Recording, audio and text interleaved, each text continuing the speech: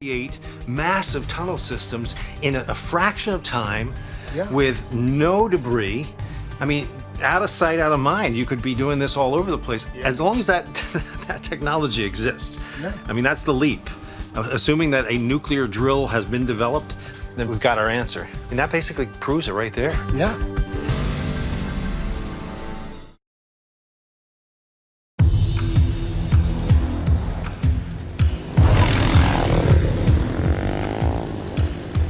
It's no secret that the U.S. government has underground facilities they built during the Cold War.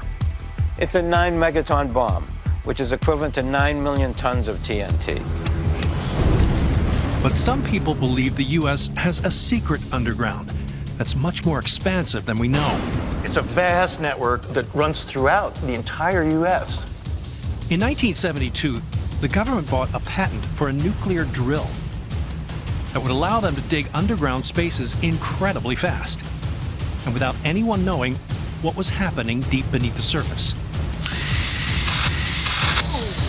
It went right through that rock. In mere seconds. But here's the big question. Why would they do this? And what would this secret underground even look like? To find out, I'm headed to West Virginia.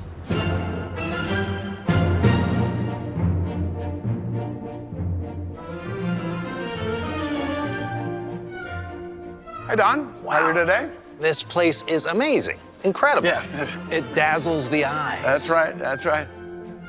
Welcome to the Greenbrier, a 5-star luxury resort in White Sulphur Springs. It's still grand, but back in the day, this was one of the premier places. Oh, yeah. This hotel was a hotspot for celebrity weddings and high society types. But for years, it had a big secret hiding beneath its shiny exterior.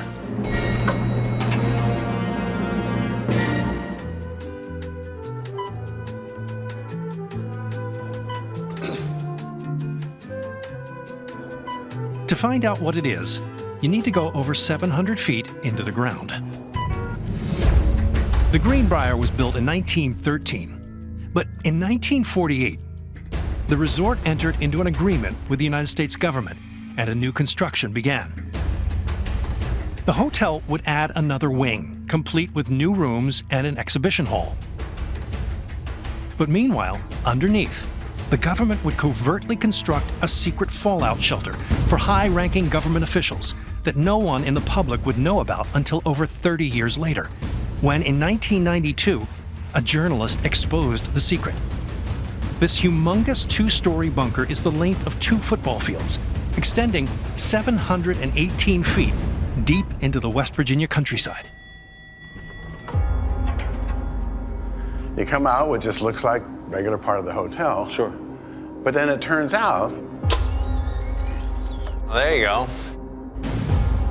Now this looks like a nuclear bunker. So this is the door that protects it all, huh? yeah, 25 tons of steel and concrete. That's impressive. So this is the Cold War, let's say the Cuban Missile Crisis happens. Huge emergency event. And they would show up at this place, Right. and they're stashed in here for an indefinite period of time. And at that point, they're sealed shut. Oh, yeah.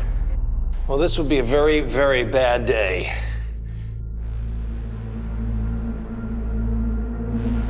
Insane. All right, so this is where you really get a sense of the scope of this operation. Yes.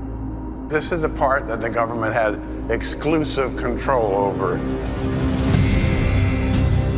Beyond that big door, only people with top-level clearances would be allowed in by the U.S. military, who controlled the facility. This tunnel leads to a complex that would house more than 1,000 people for over 6 months. The bunker had 18 dormitories crammed with bunk beds, Just room after room. along with a power plant with purification equipment, 3 25,000-gallon water tanks, and an infirmary. How many people were going to live down here? 1,100. Interesting. I mean, they didn't know about this plan. They were just told at the very last minute, sorry, this is where you're going, come with us. Yes. Ooh, my Lord. Wow, what's this place? So if somebody had been exposed, you take your clothes off and they go in here, and they're gonna burn them. Okay. And then all you need is high pressure water to just wash that off. It's like a car wash. Exactly. And then this room had all the supplies, so everybody's gonna be in fatigues. To imagine coming down to this level of wearing fatigues and, quite a shock to the system psychologically. Yes, yes. They're not with their families. Right. They're worried about their health. Right. Everything precious has possibly been lost. Who knows, maybe the country is occupied at this point. You had that uncertainty. You don't really know what's going on out there. It's quite an amazing situation to imagine. Yes, it is a terrifying scenario. Yeah.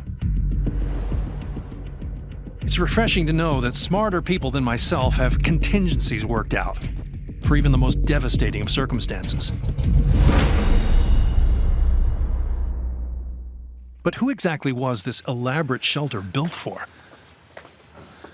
Oh, that's amazing. Look at that. There are hundreds of seats in here. There are 435 seats in here. 435, the amount of... The House of Representatives. There you go. All right. So this is for the Congress. Yes, and then there's a smaller room on the other side for the Senate. This was an emergency relocation center for the legislative branch of the federal government. This was one component of the continuity of government program. At the onset of the Cold War, President Harry Truman signed into law a program that directed all branches of government to form an emergency plan in case of nuclear attack. He ordered each branch to prepare a secure location that would permit the continued operation of government in a time of crisis. So the separation of powers is behind this whole thing. Even in the face of nuclear disaster, the U.S. government still has to be maintained as the structure that's in the Constitution. Exactly. So the story of this place is really hiding in plain sight in the biggest sense of the word. For sure. And right under everyone's nose, this bunker remained a total secret for over 30 years, until 1992, when at the end of the Cold War, it was decommissioned and declassified. But it's a glimpse into how these underground facilities are designed, and the government's anticipation of their need, emergency or otherwise.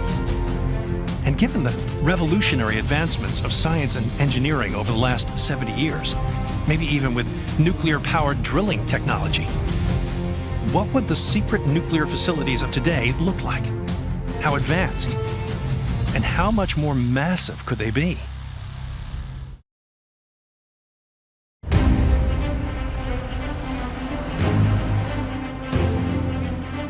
From underground nuclear missile silos, test sites, and bunkers designed to move the entire government underground, there's already an underworld right here in the U.S.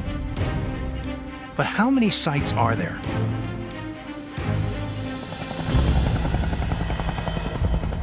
To find out, I'm meeting up with Todd Harrison, who analyzes the defense budget every year.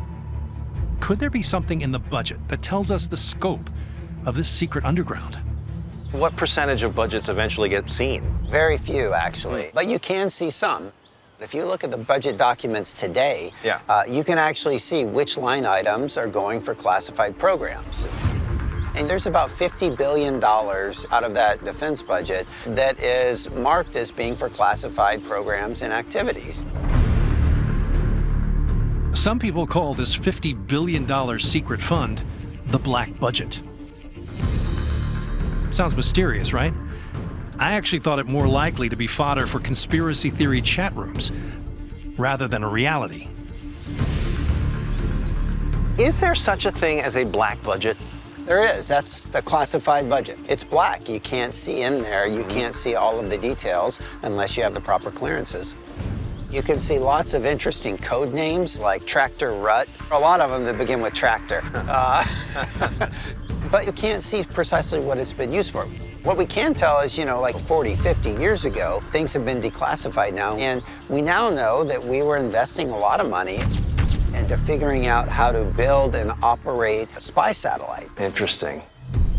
I'm thinking about what's happening underground. Advanced military technology, black or otherwise, Have you ever heard of such a thing as a nuclear-powered drill? I mean, big-time drill? I have not, but that's not that different than a nuclear weapon that's designed to penetrate the ground before it detonates. We have those. Sure.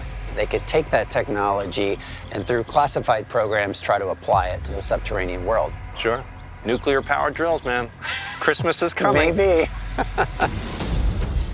Could we have spent some of that $50 billion of secret money on a nuclear drill for building a massive underground through other methods? Todd's research may not be able to confirm that just yet. But we are learning that as more and more intel is declassified, it's clear that virtually all black budget spending is for weapons and defense. And while we know that a lot of the military brass in the 1950s had their eyes to the sky, Paul Scharr, VP and Director of Studies at the Center for a New American Security, believes the battlegrounds of today are in the underworld. How much is tunneling a part of the new strategy here on the home front? The U.S. built underground command and control complexes to survive a nuclear war with the Soviet Union, but the Army's been reinvigorating that for urban warfare. We certainly saw ISIS and Al-Qaeda in Iraq go underground. The Army is preparing for more urban conflicts, and that's going to be something the military is going to have to be prepared for against major threats like North Korea or Iran that have the ability to build big tunnel complexes under these very large cities, very, very difficult terrain to fight in. Paul says that North Korea alone has at least 4,800 underground military bases. And geographically, the United States is almost 100 times larger. So it makes sense that the U.S. would have hundreds, if not thousands, more underground facilities besides the ones we know about. The tunnels, the undergrounds, have always given a fighting force a massive advantage. It's only going to get larger now that it's easier to build these things on a much bigger scale. So we've got to be ready. That's right. There's no question that underground is going to be part of warfare in the future. And certainly the U.S. Army has been investing heavily in finding ways to prepare for that.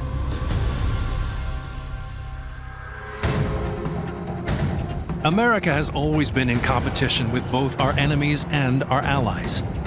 From the space race to the nuclear arms race. If someone else has it, the U.S. wants a bigger and better version. So if other countries are building thousands of bases connected by elaborate underground tunnel systems, it seems obvious to me that we've got a whole lot more than we know hiding in the underworld.